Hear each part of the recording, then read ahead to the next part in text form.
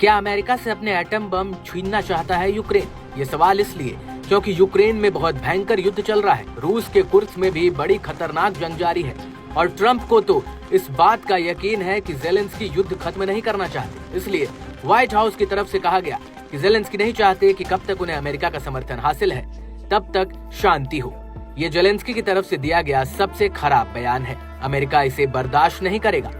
और फिर Donald Trump ने उस सड़क का फाटक बंद कर दिया जिस रास्ते से यूक्रेन हथियार पहुंचाए जाते हैं। यानी ट्रंप का ऐलान, अब यूक्रेन को नहीं मिलेंगे अमेरिका से हथियार।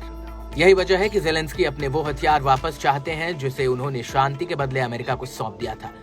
यूक्रेन को 1991 में सोवियत संघ के पतन के बाद उससे परमाणु हथियार विरासत में मिले थे, लेकिन 1994 में बुडापेस्ट मेमोरेंडम नामक समझौते के तहत रूस, संयुक्त राज्य अमेरिका और ब्रिटेन से सुरक्षा आश्वासन के बदले में उन्हें छोड़ दिया था। कहा जाता है कि यूक्रेन ने उन हथियारों को रूस को सौंप दिया था और अब ट्रंप ने भी झटका दे दिया है।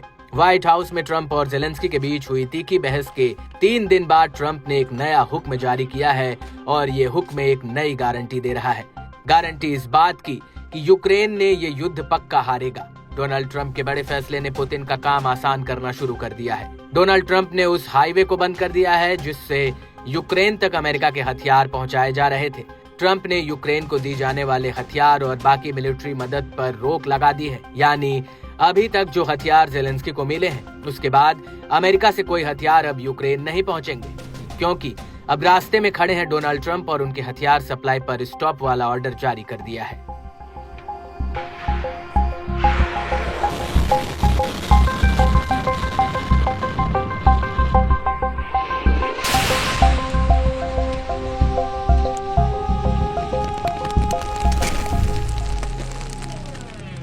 राष्ट्रपति ज़ेलेंस्की ने एपी पर बयान दिया है कि मैं एपी को ज्यादा पसंद नहीं करता, इसलिए मानता हूं कि ये गलत बयान होगा। उन्होंने कहा कि युद्ध चलता रहेगा और लंबा चलेगा, वो अपनी जगह सही है, बस मैं इतना ही कहूंगा। जैसे ही ये खबर रूस पहुंची, असर दिखने लगा। यूक्रेन पर हमलों को लेकर पुतिन के कमांडरों का हौसला बढ़ गया। यूक्रेन के ओदेसा और सुमी में रूस के अचानक हमले तेज कर दिए। जहाँ जहाँ पुतिन के ड्रोन और मिसाइल गिरी, वहाँ सब कुछ जलकर राख हो गया।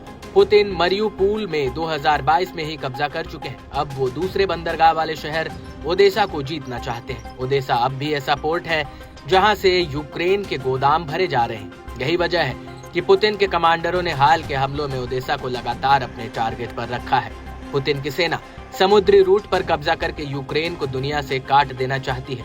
ट्रंप के हथियार रोकने वाले आदेश से यूक्रेन को बहुत ज्यादा दर्द हो रहा है, इसमें कोई शक नहीं है। वैसे ट्रंप ने अपने इरादे राष्ट्रपति पद की शपथ लेने से पहले ही जाहिर कर दिए थे। अमेरिका ने नवंबर में यूक्रेन को अटैकम मिसाइल इस्तेमाल करने की मंजूरी दी थी, यानी 300 किलोमीटर की रेंज तक वाला वॉर ज़ेलेंस्की के लिए करना आसान हो जाता। तब ट्रंप ने इसे बाइडेन की बहुत बड़ी गलती बताया था। वैसे इन हथियारों के बावजूद पुतिन ने अपने युद्ध में कोई कमी नहीं बरती। वो उन इलाकों पर और चोट करते आए जहाँ वो पहले से मजबूत है। अगला एक हफ्ता यूक्रेन के लिए बहुत अहम होने वाला है। अभी तो हथियार रोकने का ऐलान हुआ है, जल्द ही अलग अलग फ्रंट से ज़ेलेंस्की के पास फोन आएंगे। तब कमांडर बताएंगे कि कौन से हथियार खत्म हो चुके हैं, कितने और बारूद की जरूरत है। तब ज़ेलेंस्की के सामने असल चुनौती नजर आएगी।